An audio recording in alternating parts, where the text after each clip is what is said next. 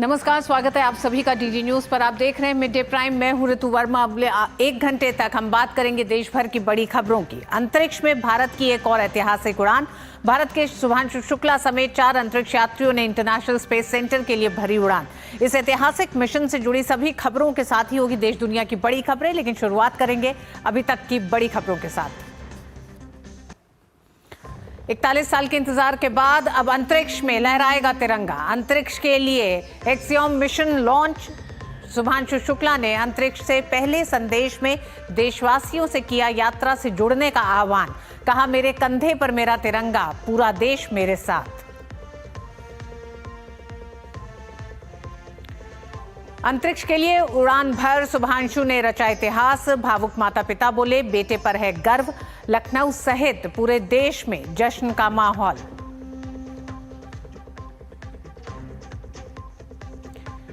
PM Modi ने आपातकाल को बताया लोकतंत्र के इतिहास का काला अध्याय। लोगों से की उस वक्त से जुड़े अनुभव साझा करने की अपील।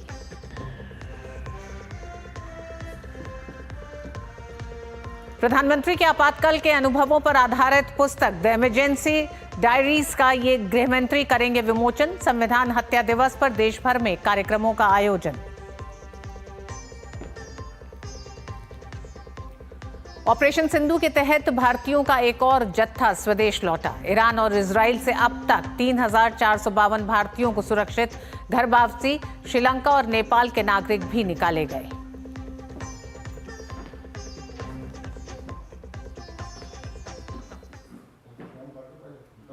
और खबरों की शुरुआत अंतरिक्ष में भारत का एक और ऐतिहासिक यात्रा की शुरुआत शुभांशु शुक्ला कर चुके हैं। भारतीय वायुसेना के ग्रुप कैप्टन शुभांशु शुक्ला ने एक नया इतिहास रच दिया है। शुभांशु शुक्ला ने भारतीय समय अनुसार दिन में 12:01 पर नासा के कैनेडी स्पेस सेंटर से एक्सियोम 4 मिशन के तहत अंतर्राष्ट्रीय अंतरिक्ष स्टेशन के लिए उड़ान भरी। ग्रुप कैप्टन शुभांशु 4 सदस्यीय दल का हिस्सा हैं जो फाल्कन 9 रॉकेट के जरिए ड्रैगन स्पेसक्राफ्ट में बैठकर अंतर्राष्ट्रीय अंतरिक्ष स्टेशन ISS के लिए रवाना हुए हैं। इससे पहले एक्सियोम 4 मिशन कई बार टाला जा चुका है। भारत के अंतरिक्ष यात्री राकेश शर्मा इससे पहले 3 अप्रैल 1984 को स्पेस मिशन पर सोवियत संघ की मदद से गए थे। शुभांशु शुक्ला लखनऊ के रहने वाले हैं और एयरफोर्स में ग्रुप कैप्टन पद पर हैं। 1 साल की कड़ी ट्रेनिंग के बाद उन्हें स्पेस मिशन के लिए चुना गया है। करीब 14 दिन तक अंतरिक्ष यात्री इंटरनेशनल स्पेस स्टेशन पर रहकर वैज्ञानिक प्रयोग करेंगे। इस मौके पर शुभांशु के परिवार समेत पूरे भारत में हर्षोल्लास का माहौल है।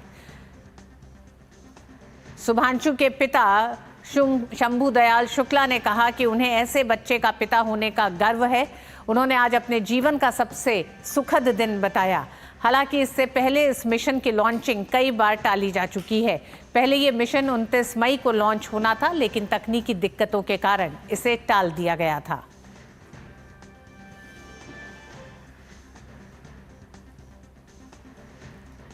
करते हैं कि मतलब उसने आप लोगों ने किया ये हम उसके लिए बात है और मिशन उसका सक्सेसफुल रहा है। अभी ईश्वर की कृपा है। और अंतरिक्ष में पहुंचने के बाद वायुसेना के ग्रुप कैप्टन शुभांशु शुक्ला ने अपना पहला संदेश दिया। भारतवासियों को अभिवादन करते हुए अपनी अंतरिक्ष यात्रा को भारत के मानव अंतरिक्ष कार्यक्रम की शुरुआत बताया। अपने अंतरिक्ष यात्रा को कमाल की यात्रा बताते हुए उन्होंने कहा कि उनके कंधे पर लगा तिरंगा उन्हें ये बता रहा है कि वो अलग नहीं, सबके साथ हैं। उन्होंने तमाम देशवासियों से इस यात्रा का हिस्सा बनने का भी आह्वान किया। उन्होंने देशवासियों से आह्वान किया कि सभी देशवासी मिलकर भारत की मानव अंतरिक्ष कार्यक्रम की शुरुआत करें। नमस्कार मेरे प्यारे देशवासियों, व्हाट अ राइड। 40 साल बाद हम वापस अंतरिक्ष में पहुंच गए हैं और कमाल की राइड थी। इस समय हम 7.5 किलोमीटर प्रति सेकंड की रफ्तार से पृथ्वी की चारों तरफ घूम रहे हैं और मेरे कंधे पे मेरे साथ मेरा तिरंगा है जो मुझे बता रहा है कि नहीं हूँ, मैं आप सबके साथ हूँ। ये मेरी इंटरनेशनल स्पेस स्टेशन तक की जर्नी की शुरुआत नहीं है, ये भारत के ह्यूमन स्पेस प्रोग्राम की शुरुआत है और मैं चाहता हूं कि आप सभी देशवासी इस यात्रा का हिस्सा बने।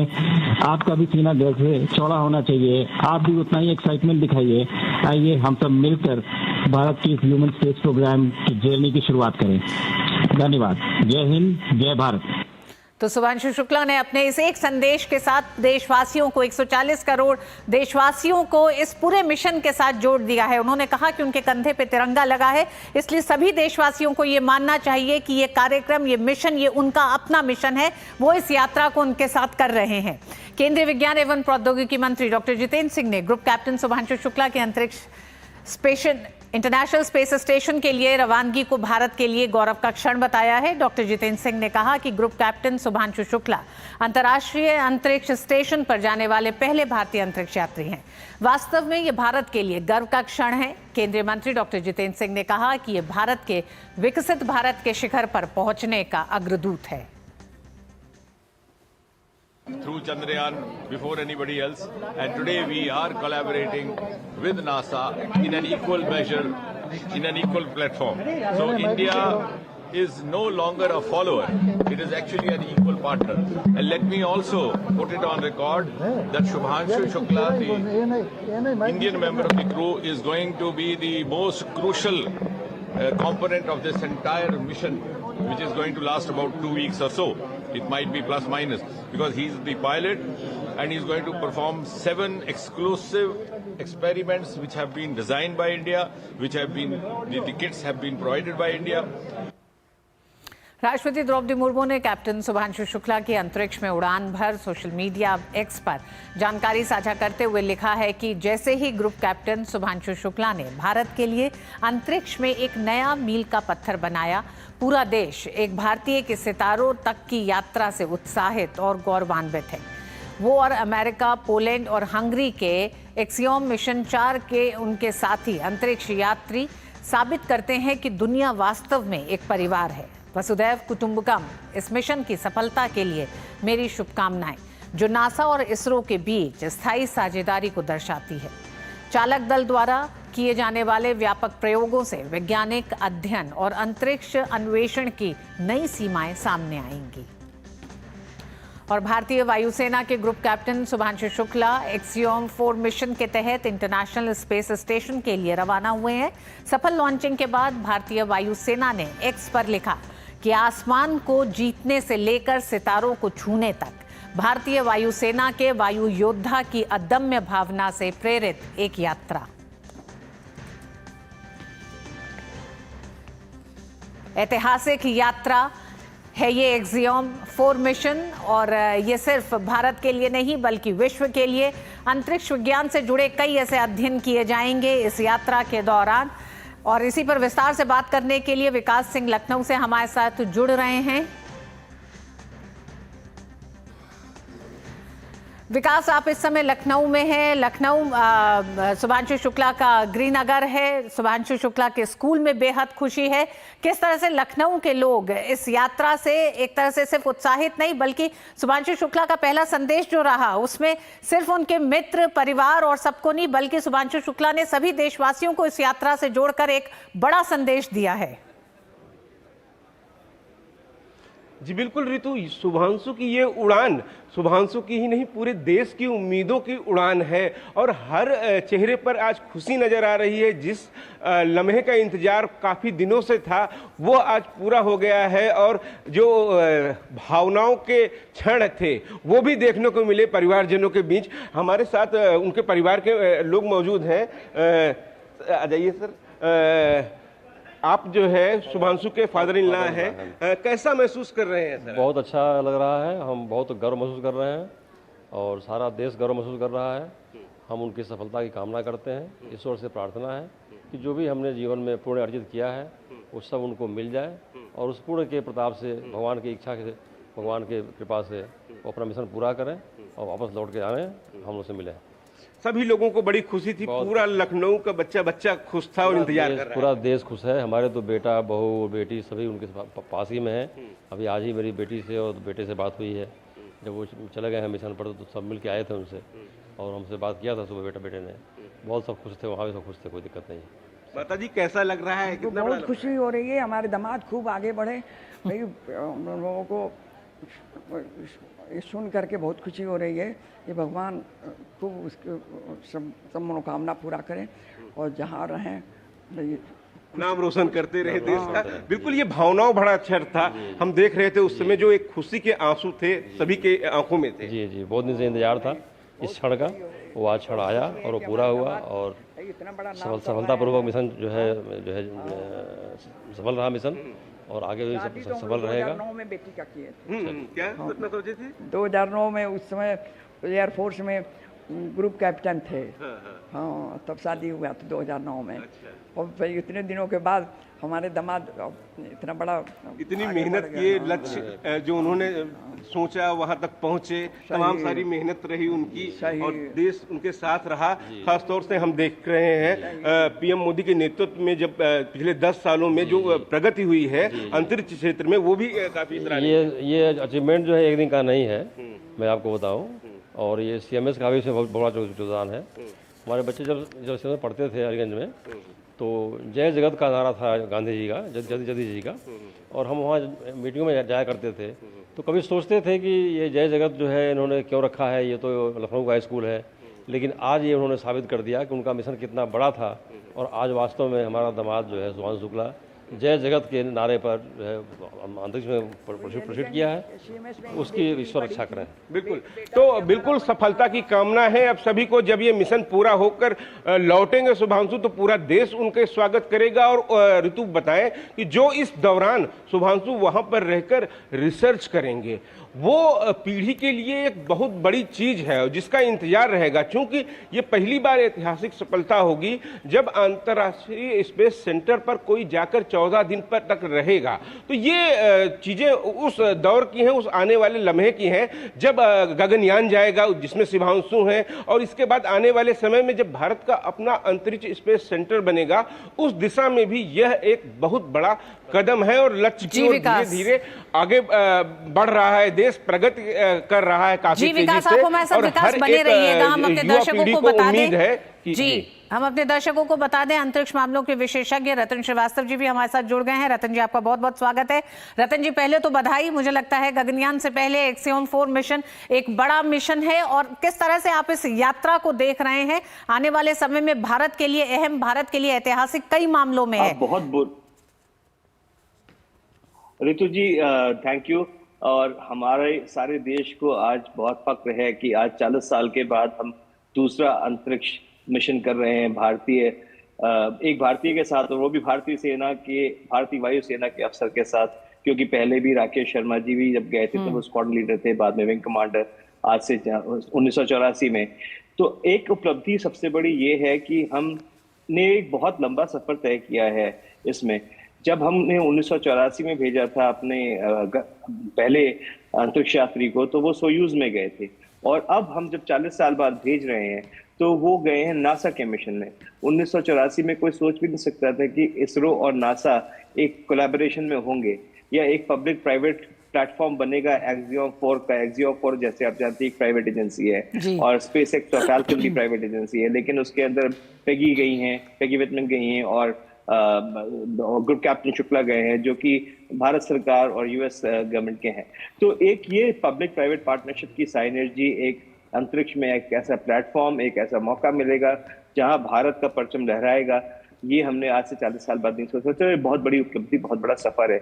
इसमें एक सबसे बड़ी बात और सोचने वाली ये है कि ये सफलता मिली कैसे हमें, क्योंकि जब प्रधानमंत्री जी 2023 में गए थे यूएसए और स्टेट विजिट पे, और उसमें जो एग्रीमेंट साइन हुए थे उनमें से एक एग्रीमेंट ये भी था कि एक भारतीय को हम इंटरनेशनल स्पेस स्टेशन भेजेंगे। ये इसलिए बहुत महत्वपूर्ण है क्योंकि हम जब गगनयान अभी अपना भेजेंगे तो गगन यात्री के लिए पायलट की हमें आवश्यकता होगी, और इस मिशन के pilot group captain Shubhanshu Shukla हैं। और इससे जो उनको बारीकियां पता लगेंगी, जो एक्सपीरियंस उनको मिलेगा, वो बहुत ही अहम होगा हमारे लिए गगनयान में गगन यात्री जब जाएंगे उसको पायलट करने के लिए, उस मिशन को पायलट करने के लिए। जी रतन जी, दो बातें। पहली तो ये कि पहले उस संदेश पे भी बात करते हैं जो शुभांशु शुक्ला ने पहला संदेश जो अंतरिक्ष यात्रा की शुरुआत करते हुए दिया। उन्होंने कहा कि मेरे कंधे पर मेरा तिरंगा है, जय हिंद जय भारत, मेरे साथ पूरा देश है, ये यात्रा भारत के मानव कार्यक्रम की है। उन्होंने इस तरह से अपने संदेश को दिया है जिसमें सभी भारतवासियों को जोड़ा। उन्होंने कहा ये यात्रा उनकी अकेले की यात्रा नहीं है। तो इसको आप किस तरह से देखते हैं? बिल्कुल ऋतु जी, ये उनकी यात्रा एक अकेले की यात्रा नहीं है, उन्होंने ऐसा पहले भी कहा है। और ये यात्रा एक तरह से इसलिए भी महत्वपूर्ण है क्योंकि इस यात्रा में जो एक्सपेरिमेंट्स किए जा रहे हैं, उन एक्सपेरिमेंट्स में 7 एक्सपेरिमेंट भारत के हैं। उसमें बायोटेक के ऊपर भी है, ह्यूमन फ्लाइट के ऊपर जिनका असर होता है उसके ऊपर भी है, बायोमेडिसिन हेल्थ के ऊपर है, और एक मजेदार बात है, वहां पे मेथी उगाने का भी एक एक्सपेरिमेंट किया जा रहा है। जी हाँ, मेथी और मूंग की उगाई के लिए भी एक एक्सपेरिमेंट है। मेथी और मूंग की उगाई के लिए भी एक्सपेरिमेंट किया जा रहा है। और इससे भी बड़ी बात यह है ऋतु जी कि इस बार पहली बार ऐसा होगा। अब जैसे हम जानते हैं कि 40 साल पहले जब राकेश जी गए थे तो उन्होंने हमारी उस समय की तत्कालीन प्रधानमंत्री इंदिरा गांधी जी के साथ थोड़ी बातचीत की थी, लेकिन इस बार ऐसा सुना जाता है कि there will be a live discussion from International Space Station by Group Captain Subhranshu Shukla, by जो STEM के स्टूडेंट्स हैं, साइंस टेक्नोलॉजी इंजीनियरिंग मैथमेटिक्स के स्टूडेंट्स हैं, बच्चों के साथ उनके वार्तालाप होगा।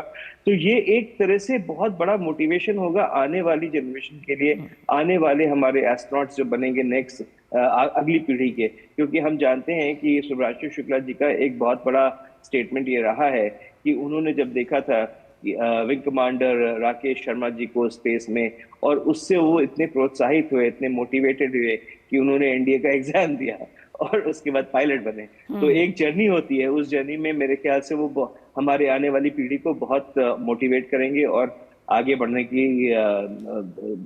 का उनको एक हौसला देंगे। जी रतन जी, इंटरनेशनल स्पेस स्टेशन पहुंचने से पहले का अब से इस प्रक्षेपण की शुरुआत, इस मिशन की शुरुआत से लेकर तब तक की यात्रा के पड़ाव भी हम चाहेंगे कि आप दर्शकों को बताएं। इसके ऋतु जी, इसके काफी पड़ाव हैं और मैं कम से कम 7 से 8 पड़ाव के बारे में अभी बात कर सकता हूं। तो जैसे कि हमने देखा था जब काउंटडाउन हुआ और लिफ्ट ऑफ हुआ कैनेडी स्पेस सेंटर फ्लोरिडा से, उसके बाद जो पहला पड़ाव आता है वो फर्स्ट स्टेज सेपरेशन का होता है, जिसके अंदर मेन इंजन कट ऑफ होता है। और उस फर्स्ट स्टेज को हम रीयूज भी कर सकते हैं, और वो फर्स्ट स्टेज वापस आ भी चुकी है। करीब 9 मील दूर एक जगह है जहां पर वो फर्स्ट स्टेज बूस्टर होता है रॉकेट, वो आ चुका है। फिर उसके बाद सेकेंड स्टेज का इग्निशन होता है जो कि बहुत कामयाबी से हुआ इस बार। और उसके बाद जो उसकी कैप्सूल है जिसको हम ड्रैगन बोलते हैं, क्रू कैप्सूल को ड्रैगन बोलते हैं, उसने सेपरेशन किया और उसने ओरिएंटेशन किया जाने के लिए अपने गंतव्य के लिए। उसके बाद जब नेक्स्ट स्टेज आता है वो होता है एंट्री बर्न, जो अभी हुआ नहीं है, वो होगा इस समय, बाद में होगा, क्योंकि ये डॉकिंग कल शाम को 4 बजे हिंदुस्तान के टाइम के हिसाब से होगी, 4:30 के आसपास IST होगी। तो एंट्री बर्न होगा और उसके बाद वो बूस्ट होगा, और बूस्ट के बाद फिर लैंडिंग की तैयारी शुरू होगी। जब लैंडिंग की तैयारी शुरू होगी उसके पहले हमें ड्रैगन को अपने डिजायर्ड ऑर्बिट में ले जाना है, और जब हम अपने ऑर्बिट में ले जाएंगे तो वहां पे एक और डिटैचमेंट होएगा सेकंड स्टेज का, और सोलर पैनल्स डिप्लॉय होएंगे ताकि इंटरनल पावर जो है क्रू कैप्सूल की ड्रैगन की यूज की जा सके। उसके बाद फाइनल ऑर्बिट एडजस्टमेंट होएगा, और ऑर्बिट एडजस्टमेंट करने के बाद उसको हम सिंक्रोनाइज करेंगे स्पेस स्टेशन के साथ, और तत्पश्चात जो लास्ट फाइनल चेक्स होते हैं फाइनल अप्रोच के लिए वो किए जाएंगे। उसके पहले कई होल्डिंग पॉइंट होंगे जहां पे होल्डिंग पॉइंट पे ड्रैगन सही रास्ते पे जा रहा है, सही डॉकिंग पे जा रहा है, उसकी वेरिफिकेशन वैलिडेशन होगी, और अंत में डॉकिंग होगी। और डॉकिंग ऋतु जी इसमें ऑटोनॉमस होती है, लेकिन इसमें ये भी है कि अगर मान लीजिए कोई ऑटोनॉमस डॉकिंग में तकलीफ आ जाती है, कोई टेक्निकल फॉल्ट हो सकती है, तो उसको ओवरराइड कर सकते हैं, और उसको ओवरराइड करके जो पायलट हैं और जो मिशन कमांडर है पेगी जी और शुभ्रांशु जी, वो उसको ओवरराइड करके डॉक कर सकते हैं। और लास्ट में जब वो डॉक कर जाता है तो लैच खुल जाता है, सीट खुल जाती है, और जैसे कि हम जानते हैं ये 4 जा रहे हैं और वहां पर 7 पहले से हैं, तो 7 और 4 11 की टीम वहां पे फिर जुड़ जाएगी जी 14 दिन के लिए। 14 दिन ये गुजारेंगे और कई ऐसे वैज्ञानिक प्रयोग किए जाएंगे। रतन जी अंत में सिर्फ आपसे जानना चाहूंगी कि सुभांशु शुक्ला ने जाने से पहले ये भी बताया और खासकर चारों क्रू मेंबर ने बताया कि किस तरह से वो किस गीत को सुनते हुए निकलेंगे। तो उसमें सुभांशु शुक्ला ने कहा कि स्वदेश फिल्म का जो गाना है यूं ही चला चल राही यूं ही चला चल, इस गाने को भी उन्होंने कहा कि वो इसे सुनते हुए निकलेंगे आगे इस पूरे सफर में। साथ ही अपने संदेश के साथ किस तरह से युवाओं के लिए एक बड़ी प्रेरणा, एक मोटिवेशन होने जा रहा है अंतरिक्ष क्षेत्र में अपने भविष्य को देखकर, तमाम अपॉर्चुनिटीज को देखते हुए, और जो तमाम ऐसे सरकार ने कार्यक्रम जो शुरू किए हैं, तमाम नीतियों के तहत कुछ बड़े बदलाव किए हैं कि युवाओं की रुचि अंतरिक्ष विज्ञान में, अंतरिक्ष क्षेत्र में बढ़े, उसके अध्ययन के लिए, इनोवेशन के लिए, R&D के लिए। नहीं, ये आप बिल्कुल सही कह रही हैं। एक तो सुनने में आया कि ये गाना उन्होंने चला है स्वदेश मूवी का, जो कि बहुत इंस्पायरिंग है अपने आप में, और सुन रहे हैं कि उन्होंने वंदे मातरम भी सुना है जाने से पहले।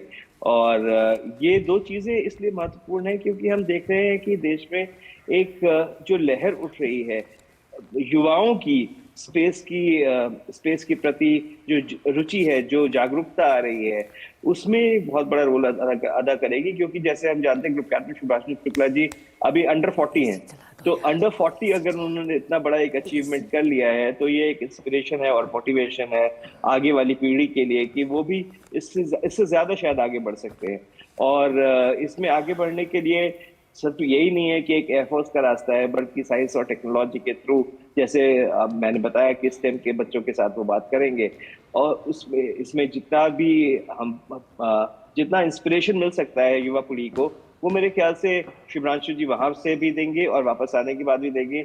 और एक मजे की बात मैं कहना चाहता हूँ, मैं भी लखनऊ का रहने वाला हूँ, तो जो इस समय लखनऊ में लहर है और जो एक जोश है इस समय, मेरे ख्याल से जरूर लखनऊ से एक और अंतरिक्ष यात्री निकलेगा आने वाले समय में। ठीक, बहुत बहुत बधाई आप सभी लोगों को, खासकर लखनऊ वासियों को, विकास आपको भी, क्योंकि आपके शहर से भारत के लिए एक नया इतिहास अंतरिक्ष के क्षेत्र में रचने जा रहा है एक लखनऊ वासी। बहुत बहुत धन्यवाद आप दोनों का ही हमारे साथ जुड़ने के लिए।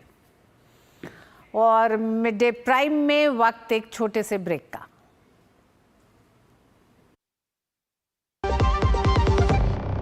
पता है, I was a bright student. कुछ करना चाहती थी, कुछ बनना चाहती थी। आप अपना खुद का स्टार्ट कीजिए ना। खुद का बिजनेस? पर उसमें पैसे तो बहुत लगेंगे ना। Zero investment. Zero investment? हाँ, I'm doing it. मैं एक principal madam. She's my client. मैं LIC एजेंट हूँ। LIC एजेंट बनो? अब बड़ा सोचो। हमारी वेबसाइट पर जाएं या अपनी नजदीकी LIC शाखा से संपर्क करें। भारत को दुनिया का डिजिटल पावर हाउस बनाने का यशस्वी प्रधानमंत्री नरेंद्र मोदी का संकल्प उत्तर प्रदेश में हो रहा है फलीभूत। माननीय मुख्यमंत्री योगी आदित्यनाथ की दूरदर्शी सोच की वजह से IT हब के रूप में गौतम बुद्ध नगर, AI और मशीन लर्निंग में लखनऊ, रोबोटिक्स में कानपुर एवं engineering research and development city के रूप में वाराणसी और प्रयागराज का हो रहा है विकास। 9 शहरों में सॉफ्टवेयर टेक्नोलॉजी पार्क, जेवर में 3700 करोड़ के निवेश से semiconductor unit, 7 centre of excellence, 70 incubators और 6 विभागों के माध्यम से 10 लाख लोगों का AI स्किल्ड वर्कफोर्स तैयार किया जा रहा है। महाकुंभ 2025 के अभेद्य सुरक्षा में AI के अभूतपूर्व इस्तेमाल को पूरी दुनिया ने देखा। सॉफ्टवेयर निर्यात में हुई तीव्र वृद्धि से यूपी को मिल रही है ग्लोबल IT हब के रूप में नई पहचान। काम दमदार, डबल इंजन सरकार। जो लक्ष्य चुना था समझ आने लगा है। GLA यूनिवर्सिटी, उच्च लक्ष्यों की निश्चित प्राप्ति। और एक बार फिर आप सभी का स्वागत है। देखते हैं कुछ खबरें संविधान हत्या दिवस से जुड़ी हुई।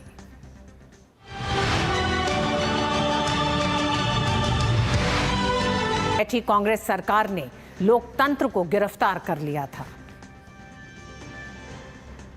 पीएम ने अपने अनुभवों को साझा करते हुए लिखा कि हम आपातकाल के खिलाफ लड़ाई में डटे रहने वाले हर व्यक्ति को सलाम करते हैं।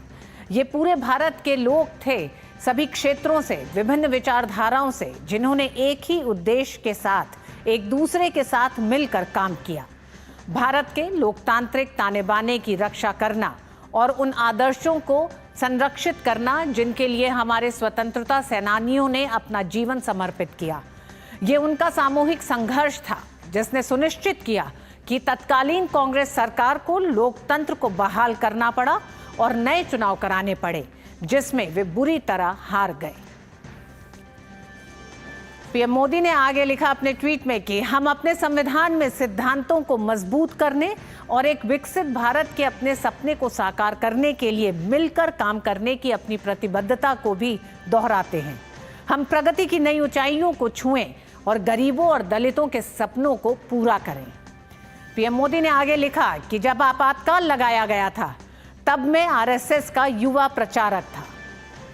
आपातकाल विरोधी आंदोलन मेरे लिए सीखने का अनुभव था। इसने हमारे लोकतांत्रिक ढांचे को बचाए रखने की अहमियत को फिर से पुष्ट किया। साथ ही मुझे उस वक्त के विभिन्न राजनीतिक स्पेक्ट्रम के लोगों से बहुत कुछ सीखने को मिला। मुझे खुशी है कि ब्लू क्राफ्ट डिजिटल फाउंडेशन ने उन अनुभवों में से कुछ को एक किताब के रूप में संकलित किया है, जिसकी प्रस्तावना श्री एच.डी. देवेगौड़ा जी ने लिखी है, जो खुद आपातकाल विरोधी आंदोलन के दिग्गज थे। पीएम मोदी ने आगे लिखा, द इमरजेंसी डायरीज में आपातकाल के वर्षों के दौरान मेरी यात्रा का वर्णन है। इसने उस समय की कई यादें ताज़ा कर दी।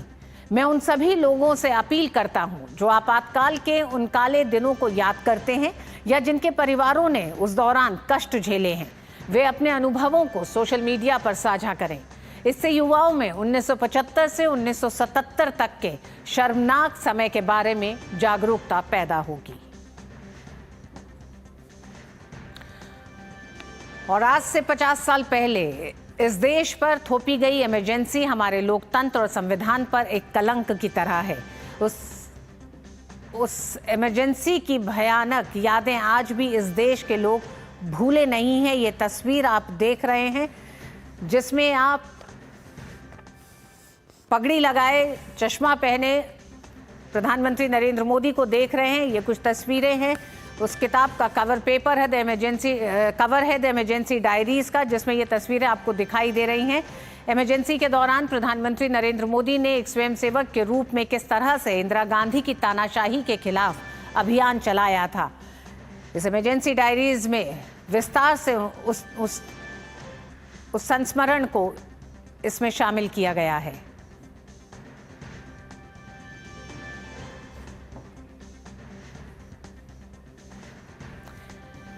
आपातकाल के 50 साल पर द इमरजेंसी डायरीज में प्रधानमंत्री नरेंद्र मोदी के जो आपातकाल के दिनों के 1975 से लेकर 1977 के बीच के जो संस्मरण हैं, जो उनकी मुलाकातें हैं, जो उस दौरान जो घटनाक्रम घटे हैं, उसका विस्तार से वर्णन है।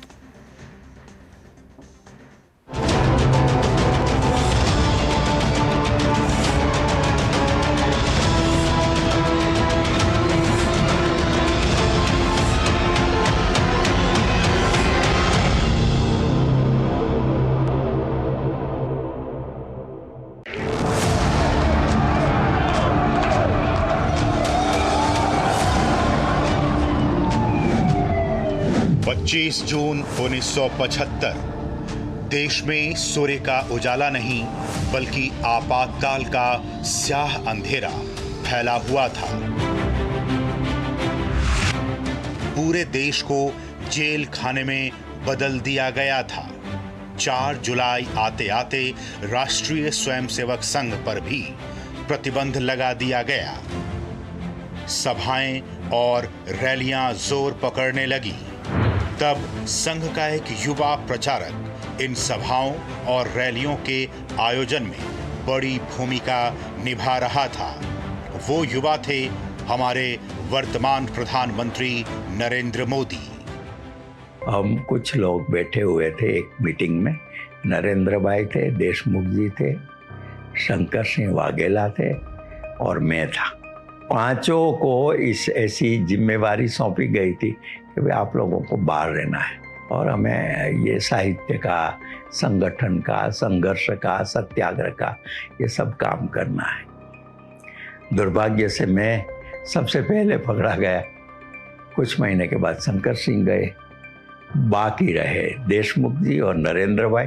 नरेंद्र भाई कभी भी उनकी किसी पुलिस में आए नहीं। युवा नरेंद्र मोदी ने जिस कुशलता और सटीकता से अपनी जिम्मेदारियों को निभाया, उसे देखते हुए राष्ट्रीय स्तर पर जयप्रकाश नारायण के नेतृत्व में बनी लोक संघर्ष समिति में उन्हें जनरल सेक्रेटरी की भूमिका सौंपी गई थी। युवा नरेंद्र मोदी का काम आपातकाल थोपने के इस निरंकुश कदम के विरोध में जनमानस को तैयार करना था। इसके अलावा एक और महत्वपूर्ण कार्य नरेंद्र मोदी कर रहे थे, वो था भूगर्भ पत्रिका का संपादन, प्रिंटिंग और वितरण। आपातकाल विरोधी सामग्री का वितरण करना है राजस्थान भर में, और वो आएगी गुजरात से। जब मैं अहमदाबाद सामग्री लेने गया, जब जो हमारे सह प्रांत प्रचारक थे, उन्होंने कहा मोदी जी ये अपने प्रचारक हैं, इनके पास जाओ, ये आपको सामग्री देंगे। तो भूमिगत होकर पूरे देश की सामग्री का मुद्रण माननीय मोदी जी कराते थे अहमदाबाद में, और सारी मुद्रित सामग्री में राजस्थान के विभिन्न कोनों में बांटता। पुलिस हर जगह नरेंद्र मोदी की तलाश में छापे मार रही थी, लेकिन नरेंद्र मोदी वेश बदलने में निपुण थे। कभी साधु तो कभी सरदार बनकर अपना काम करते रहे। इस दौरान गिरफ्तारी से बचने के लिए खुद को बटुक भाई बना लिया। यही वजह रही कि पूरी इमरजेंसी के दौरान नरेंद्र मोदी पुलिस के हाथ नहीं आए। मैं घर पे बैठा था तो एक आदमी आया, उसने मुझे ये बोला कि आपको कोई सरदार जी मिलने आए हैं और आरएसएस के शाखा कार्यालय पे खड़े हैं। मैंने उनको बोला कि भाई मैं आप सरदार जी के बेस में और मैं आपको पहचानता भी नहीं हूँ। तो उसने जो आरएसएस की जो शाखा में जो प्रार्थना गाते हैं, नमस्ते सदा वत्सले मातृभूमि, वो पूरी प्रार्थना उन्होंने मुझे गा के सुनाई। और उन्होंने फिर बोला कि मैं सिरूमल भाई के परिवार को मिलने आया हूँ, क्योंकि सिरूमल भाई जो हमारे शाखा कार्यवाहक थे वो जूनागढ़ जेल में थे।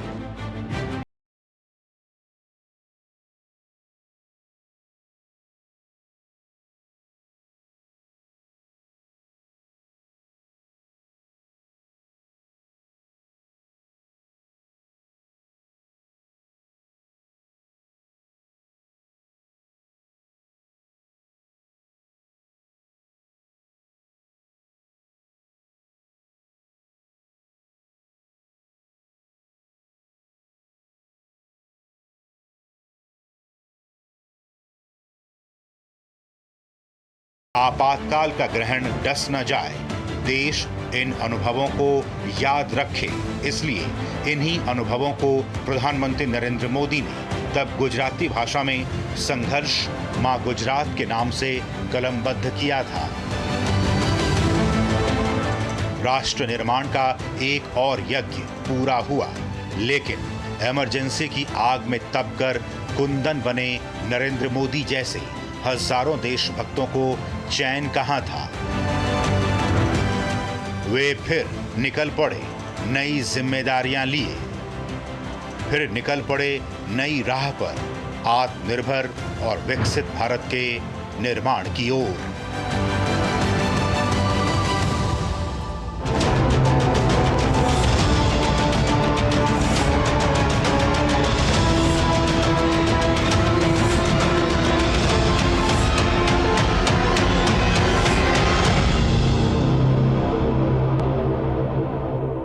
भारत के राजनीतिक इतिहास में 1975 का आपातकाल कांग्रेस के तानाशाही रवैये का जीता जागता उदाहरण है। उस दौरान जितने नेताओं, सामाजिक कार्यकर्ताओं को जेलों में बंद किया गया, न सिर्फ बंद किया गया बल्कि भीषण यातनाएं दी गईं, और उन यातनाओं का असर ये हुआ कि बहुत से लोगों ने अपने दम तोड़ दिए। कईयों के परिवार सड़क पे आ गए, कईयों के परिवार आज भी उन यातनाओं को याद कर कर सहम जाते हैं। रक्षा मंत्री राजनाथ सिंह ने देश में आपातकाल लगाए जाने के 50 साल पूरे होने पर एक्स पर लिखा कि आज से 50 साल पहले भारतीय लोकतंत्र का आपातकाल के माध्यम से गला घोटने का कुत्सित प्रयास किया गया था। आपातकाल को लोग आज भी भारतीय लोकतंत्र के सबसे काले अध्याय के रूप में याद रखते हैं।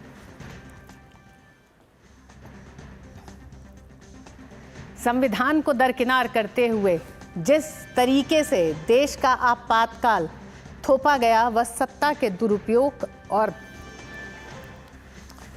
तानाशाही का बहुत बड़ा उदाहरण है।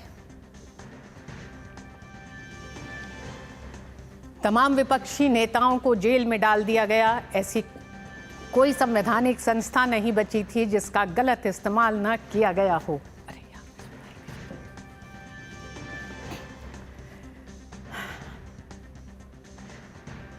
मगर इस देश में जो लोकतांत्रिक परंपराएं रही हैं, उनको चाह कर भी तत्कालीन सरकार मिटा नहीं पाई। आज भारत में लोकतंत्र जीवित है। इसके लिए आपातकाल में जिन्होंने भी संघर्ष किया,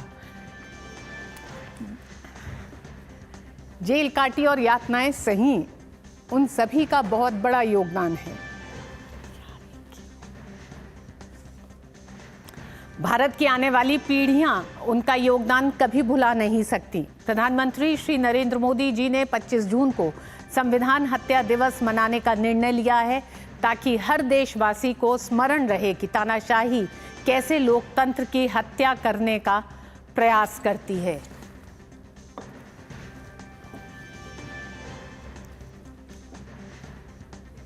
केंद्रीय गृह मंत्री अमित शाह ने देश में आपातकाल लगाए जाने के 50 साल पूरे होने पर सोशल मीडिया प्लेटफॉर्म एक्स पर लिखा कि आपातकाल कांग्रेस की सत्ता की भूख का अन्याय काल था। 25 जून 1975 को लगे आपातकाल में देशवासियों ने जो पीड़ा और यातना सही, उसे नई पीढ़ी जान सके, इसी उद्देश्य से मोदी सरकार ने इस दिन को संविधान हत्या दिवस का नाम दिया। ये दिवस बताता है कि जब सत्ता तानाशाही बन जाती है तो जनता उसे उखाड़ फेंकने की ताकत रखती है। आपातकाल कोई राष्ट्रीय आवश्यकता नहीं, बल्कि कांग्रेस और एक व्यक्ति की लोकतंत्र विरोधी मानसिकता का परिचायक था। प्रेस की स्वतंत्रता कुचली गई, न्यायपालिका के हाथ बांध दिए गए और सामाजिक कार्यकर्ताओं को जेल में डाला गया।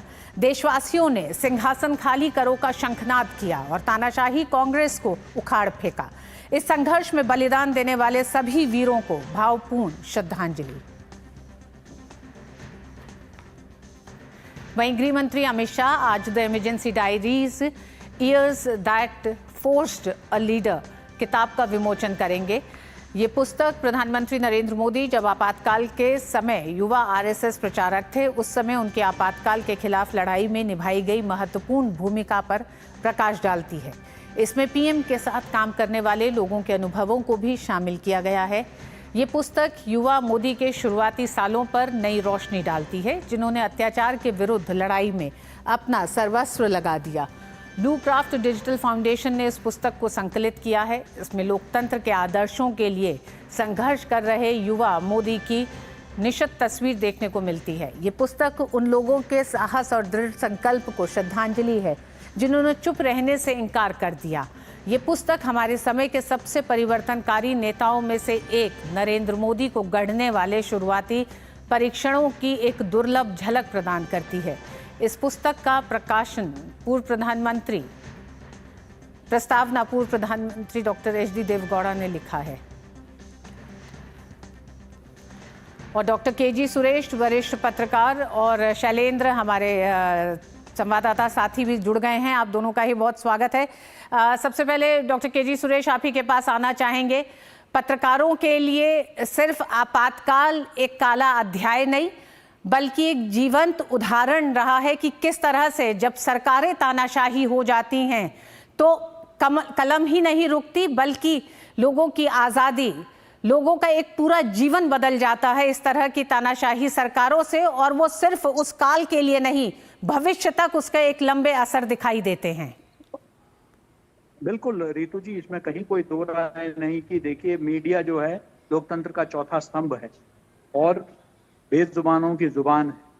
लोगों तक जनता की आवाज सरकार तक पहुंचाना और सरकार के जो भी योजनाएं हैं उसको जन जन तक पहुंचाने का काम एक सेतु का काम करती है। लेकिन अगर आपने सेतु को ही तोड़ दिया, सेतु को ही दबा दिया, तो फिर कैसे चलेगा। तो ऐसे में जो आपातकाल के दौरान रातों रात कई हजार पत्रकारों को देश भर में जो है बंदी बनाए गए। यही नहीं, सारे अखबारों में सेंसर बिठा दिया गया। एक इंस्पेक्टर तय करने लग गया कि जो है अखबार में क्या समाचार जाएगा, और अखबारों ने भी इसका खुलकर विरोध किया। कुछ ने जरूर समझौता किया, लेकिन एक बहुत बड़े तादाद में रामनाथ गोयनका जैसे बहुत ही महत्वपूर्ण जो मीडिया के शख्सियत है, उन्होंने इस विरोध किया। इंडियन एक्सप्रेस जैसे अखबारों ने ब्लैंक एडिटोरियल छोड़ा, और वही नहीं, उन्होंने पूरा कालिक जो है वो छाप दिया, ये दिखाने के लिए सरकार के विरोध में कि आप जबरन हमसे कुछ भी छपवा नहीं सकते हैं, आपके द्वारा चयनित समाचारों को हम नहीं छापेंगे। इस तरीके से संदेश भी देने का प्रयास किया, लेकिन इसमें कहीं कोई दो राय नहीं कि बहुत सारे पत्रकारों को बहुत यातनाएं सहनी पड़ी। उनको जो है मीसा और बहुत सारे डिफेंस ऑफ इंडिया के अंतर्गत नियमों के अंतर्गत उनको जो है सलाखों के पीछे कर दिया गया, और बहुत सारा उन पर जुल्म सितम जो है ढाया गया। और लेकिन दूसरी तरफ हम ये भी देखते हैं कि कुछ पत्रकारों ने जरूरत से ज्यादा उसमें समझौता भी किया, जिसके चलते लाल कृष्ण आडवाणी जी जो 1977 में जो पहले सूचना प्रसारण मंत्री बने जनता सरकार में, तो उन्होंने यह भी बताया कि जब उनसे झुकने के लिए कहा गया तो कई लोग रेंगने लगे। When they were asked to bend, they crawled। तो ये भी हम देखते हैं। तो मीडिया के लिए बहुत ही एक बुरा काल था। लोगों को जहां से विश्वसनीय समाचार मिल सकता है, उस समाचार का एकमात्र माध्यम जो है, क्योंकि उस जमाने में न सोशल मीडिया था, न आपके जो है ऑनलाइन मीडिया था, न इलेक्ट्रॉनिक मीडिया था। ऐसे में अखबारों को, एजेंसियों को पूरी तरीके से विलय कर दिया गया। और आपने देखा कि समाचार जैसे एक एजेंसी को पीटीआई, यूएनआई, इन दोनों को विलय करके जो है खड़ा कर दिया गया, ताकि सरकार जो है सिर्फ अपनी बातों को जो लोगों तक पहुंचाए, इसका प्रयास किया गया।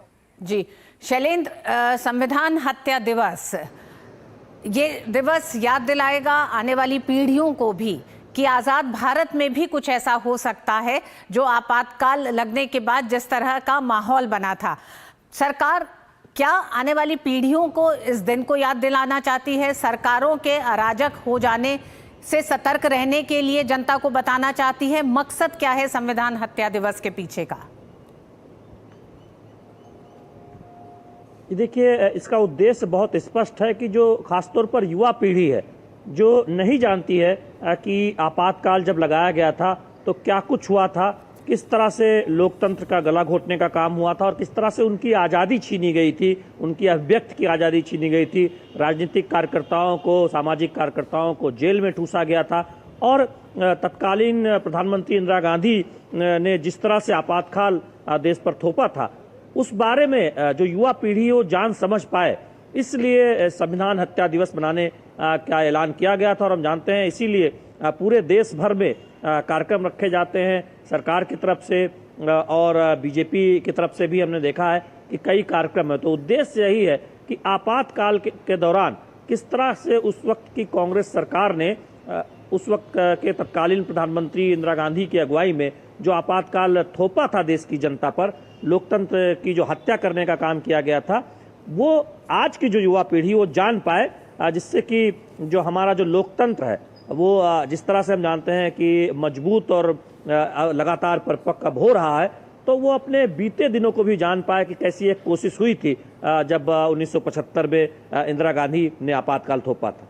जी केजी सुरेश जी, आपसे ये जरूर जानना चाहेंगे कि इंदिरा गांधी एक लोकप्रिय नेता रही हैं और 1971 के युद्ध के बाद एक वो नेत्री रही जिन्हें दुर्गा के नाम से भी पुकारा गया। आखिर 1975 तक आते आते क्या राजनीतिक नेता के लिए हालात इतने बदले, इतनी जमीन सिकुड़ी कि उसी देशवासियों के प्यार को भुलाते हुए, उस सम्मान को भुलाते हुए इंदिरा गांधी एक तानाशाही नेता, कांग्रेस एक तानाशाही सरकार बनी और उसने आपातकाल लगाया। और आपातकाल का दौर इतना लंबा रहा, जो यातनाएं रही, 3rd डिग्री का इस्तेमाल किया गया तमाम सामाजिक कार्यकर्ताओं पर, नेताओं पर, पत्रकारों पर।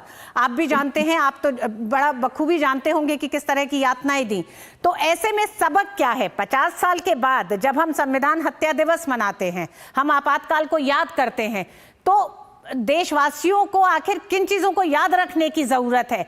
क्या सरकारों को उतना मजबूत करें, क्या नेताओं को उतना मजबूत और प्यार दें, या फिर एक चेक रखने की जरूरत है देशवासियों को कि आपातकाल जैसा कोई निर्णय कभी कोई सरकार ना ले सके। और मेरा ये मानना है कि वो कहते हैं कि जो कौम अपने इतिहास को भूल जाती है वो उसे दोहराती है। इसलिए बहुत ज़रूरी है कि हमारे जो इतिहास के पुस्तक हैं और हमारे जो राजनीतिक शास्त्र के पुस्तक हैं उन सब में इसका उल्लेख बहुत अच्छी तरीके से होना चाहिए। स्कूली पाठ्यक्रम से लेकर हमें अपने बच्चों को इस आपातकाल के बारे में, इस अंधकार के अंधे युग के बारे में उनको बताना जरूरी है। इस पर और फिल्में बनने की जरूरत है, इसमें और डॉक्यूमेंट्री बनने की जरूरत है। और मुझे तो लगता है कि एक ऐसा एक संग्रहालय भी बनना चाहिए जहां इन अत्याचारों को जो है के बारे में डॉक्यूमेंटेशन हो, ताकि आने वाली पीढ़ियों को जो है वो पता चले। लोगों को खुद भी जागरूक रहने की आवश्यकता है कि ऐसे शक्तियों को वो पहचाने जिनके अंदर तानाशाही मानसिकता है और वे जो है उनको एक्सपोज करें और उनके इतिहास को, चाहे आज वो कितना भी उदारवादी बात करते हो, लेकिन उनके इतिहास के बारे में खंगाले कि उन्होंने जो है भूतकाल में उन्होंने क्या किया था, इसके बारे में आगाह रहे और आने वाले पीढ़ियों को भी जो है सतर्क रखें, ताकि इस तरह का कोई भी हुक्मरान जो है इस तरह की हिम्मत ना करें। भारत जो है पूरे विश्व में लोकतंत्र का एक मिसाल है, एक उदाहरण है और यह आवश्यक है कि भारत जो है, भारत के इस लोकतंत्र का जो है जड़ें और मजबूत हो। पूरे दक्षिण एशिया में जहां सत्ता पलट हुआ है, बिल्कुल जी सुरेश जी, जैसा कि आप कह रहे हैं कि आने वाली पीढ़ियों को भी आपातकाल के बारे में जानकारी होनी चाहिए। आज शाम को इमरजेंसी डायरीज किताब का पुस्तक का विमोचन होगा, केंद्रीय गृह मंत्री इसका विमोचन करेंगे। शैलेंद्र, आपसे जानना चाहेंगे कि किस तरह से कौन कौन लोग उसमें शामिल होंगे, क्या कार्यक्रम रहेगा पूरा?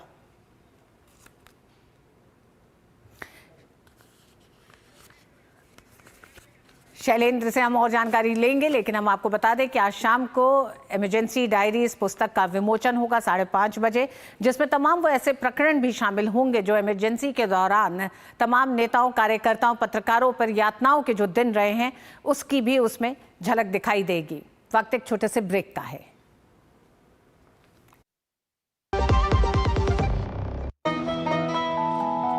वाह यार, क्या सही हुआ। मेरा भी मन करता है कुछ करने का। मन करता है तो करो, घर की चीजों से टाइम ही नहीं मिलता और हूँ सिर्फ 10वीं पास। आप LIC की बीमा सखी योजना के साथ जुड़ सकती हो। मैं LIC एजेंट बन सकती हूँ? पूरी ट्रेनिंग भी मिलेगी, मंथली स्टाइपेंड भी मिलेगा। स्टाइपेंड भी? ऊपर से कमीशन अलग। LIC बीमा सखी योजना से जुड़ने के लिए अपनी नजदीकी LIC शाखा से संपर्क करें। LIC बीमा सखी योजना, अपनी शुरुआत अपने हिसाब से। जो लक्ष्य चुना था समझ आने लगा है। GLA यूनिवर्सिटी, उच्च लक्ष्य की निश्चित प्राप्ति। इजराइल ईरान के बीच मौजूदा हालात के मद्देनजर भारतीयों को सुरक्षित निकालने के लिए ऑपरेशन सिंधु लगातार जारी है। आज सुबह 10:30 बजे भारतीय वायुसेना के विमान से 224 भारतीय नागरिक इजराइल से भारत लौटे। केंद्रीय मंत्री शोभा करंद्लाजे ने वतन वापसी पर भारतीय नागरिकों का स्वागत किया। विदेश मंत्रालय ने यह जानकारी देते हुए कहा कि भारतीय नागरिकों की सुरक्षा सरकार की प्राथमिकता बनी हुई है। ऑपरेशन सिंधु के तहत अब तक 818 भारतीय नागरिक इजराइल से स्वदेश लौट चुके हैं। इसराइल से 224 भारतीयों को स्वागत किया है। अभी तक इसराइल से 850 लोग आए हैं। सब लोग खुश हैं क्योंकि युद्ध के संदर्भ में दूसरा देश में रहना बहुत डर लगता है। बहुत ज़्यादा से ज़्यादा स्टूडेंट्स भी हैं। कई लोग उधर काम करने के लिए गए, कई लोग पढ़ाई के लिए गए। इसलिए आज बहुत अच्छा लगा क्योंकि प्रधानमंत्री जी हमारा भारतीयों को वापस लेने का काम कर रहे हैं। हमारा देश पहली बार ईरान एंड इसराइल से उसको रक्षा करने के काम, वापस लाने के काम कर रहे हैं। हमारा लोगों के साथ श्रीलंकन आए हैं, नेपाली भी आए हैं। भारत सरकार सबका रक्षा के लिए प्रतिबद्ध है। और इसी के साथ मिड डे प्राइम में बस इतना ही। मुझे दीजिए अनुमति। DD न्यूज़ पे खबरें जारी रहेंगी। नमस्कार।